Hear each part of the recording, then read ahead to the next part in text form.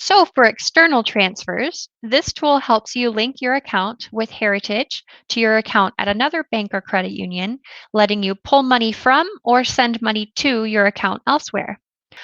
For this example, we'll pretend you'll have an account with Chase Bank, but you can do it with any financial institution. There are three steps to linking your account with Chase. Number one would be to add the account here using your account and routing number with Chase. Number two, Heritage will need to verify that you have access to this account. So we will deposit two small amounts into your account with Chase, both being under $1.